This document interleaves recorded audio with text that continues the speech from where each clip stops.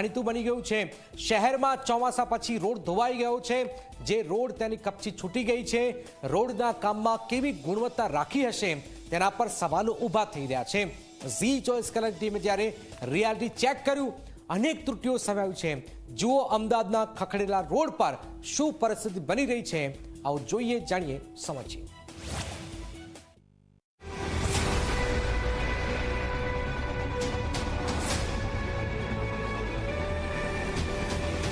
TV screen પર દેખાતા આ ત્રણ દ્રશ્યો જુઓ।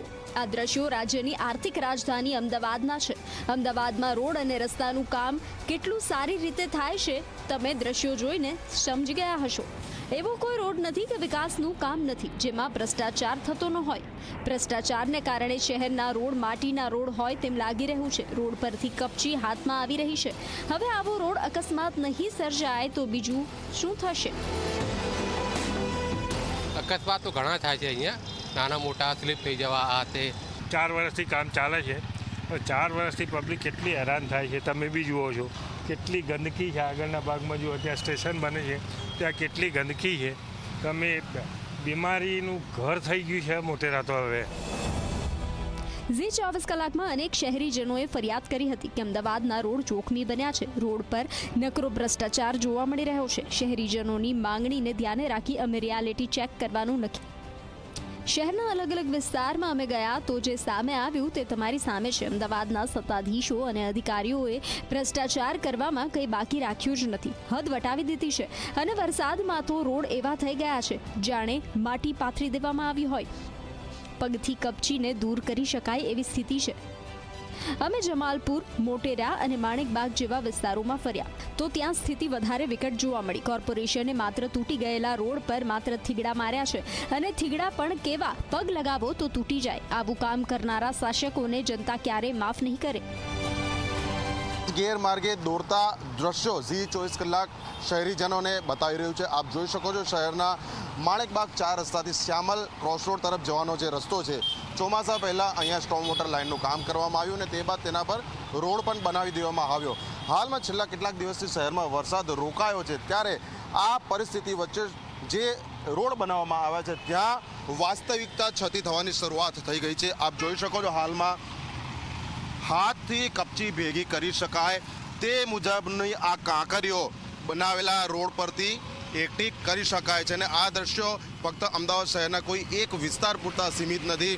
કપચી ઉખડી રહી છે, કાંકરા ઉખડી રહ્યા છે અને સાથે ધૂળ પણ એટલી જ ઉડી રહી છે। એટલે શા માટે કોર્પોરેશનના શાસકો અને જે તંત્રના અધિકારીઓ છે આ બાબતે ધ્યાન નથી આપતા, અને શા માટે હાઈકોર્ટમાં રોડની ગુણવત્તા માટેના ખોટા સોગંદનામા રજૂ કરે છે?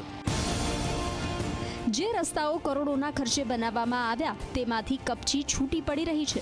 ભેજનું પ્રમાણ ઘટતા ડામરના ઉપરના રસ્તામાંથી કપચી છૂટી પડતા વાહન ચાલકોને મુશ્કેલી પડી રહી છે। તમે મુઠ્ઠીમાં ભેગી કરી શકો એટલા મોટા પ્રમાણમાં કપચી રસ્તા પરથી છૂટી પડી રહી છે। અમદાવાદના રસ્તા મામલે એમસીએ હાઈકોર્ટમાં કરેલા સોગંદનામામાં સબ સલામતના દાવા છે, પરંતુ જ્યારે ઝી24 કલાકે રિયાલિટી ચેક કર્યું ત્યારે કંઈક અલગ જ દ્રશ્યો સામે આવ્યા। અમે માણેકબાગ પછી મોટેરા વિસ્તારમાં પહોંચ્યા તો કંઈક આવા દ્રશ્યો જોવા મળ્યા। જો તમે વિના મૂલ્યે એમ્યુઝમેન્ટ પાર્કની કોઈ દિલ ધડક રાઇડની મજા માણવા ઈચ્છતા હો તો તમને ક્યાંય કોઈ એમ્યુઝમેન્ટ પાર્કમાં જવાની જરૂર નથી। તમે આવી શકો છો અમદાવાદ શહેરના મોટેરા ગામ વિસ્તારમાં કે જ્યાં તમને વિના મૂલ્યે દિલ ધડક રાઇડની મજા માણવાની મોકો મળી શકે છે। અને તેનું કારણ છે મોટેરા ગામ તરફ મેટ્રો સ્ટેશન એટલે કે મેટ્રોનું જે કામ ચાલે છે તેની નીચેના આ રસ્તા આપ જોઈ શકો છો। દ્વિચક્રી વાહન ચાલકો આવી રહ્યા છે અને કેવા પ્રકારે તેમના વાહનો છે તે ઉછળી રહ્યા છે, એટલા માટે કે રોડની જે કન્ડિશન છે, 2 વ્હીલર ચાલક ગયા અને હવે આપ જોઈ શકો છો કાર આવી રહી છે। જે રીતે ઉબડખાબડ રસ્તા છે, આ જ્યારે મુદ્દો ઉપસ્થિત થયા છે ત્યારે મ્યુનિસિપલ કોર્પોરેશન અને મેટ્રો એકબીજા ઉપર ખો નાખતા રહે છે। જ્યારે વરસાદ આવે છે ત્યારે સમગ્ર રસ્તો છે તે પાણીથી ભરાઈ જાય છે અને તેના કારણે લોકોને અંદાજ પણ નથી આવતો કે કેટલા મોટા ખાડા છે અને પરિણામે અકસ્માત પણ સર્જાય છે। એટલે શા માટે તંત્રના અધિકારીઓ, શા માટે અહીંના શાસકોને આ રસ્તા જોવાતા નથી? જનતા ટેક્સ સારી સુવિધા માટે આપે છે, પણ અમદાવાદના ભ્રષ્ટ શાસકો તમને ભગવાન પણ માફ નહીં કરે। તો જનતાને લૂંટી રહ્યા છો અને માત્ર પોતાના જ કિસ્સા ભરી રહ્યા છો. તમે શહેરની ભોળી જનતાને છેતરવાનું કામ કર્યું છે. તમે ખુલ્લેઆમ મહાપાપ કરો છો. તમે શહેરીજનોને નર્કમાં ધકેલી રહ્યા છો. પરંતુ એટલું ધ્યાન રાખજો, તમારે પણ હિસાબ તો ચૂકવવો જ પડશે. તમારો પણ હિસાબ જ આ જ જનતા એક દિવસ એવો કરશે કે જેની કલ્પના પણ તમે નહીં કરી હોય. હજુ પણ સુધરવાનો સમય છે. સુધરી જજો, નહીં તો એવા હાલ થશે કે જ્યારે વિચાર્યું પણ નહીં હોય. Bureau report, Zee media.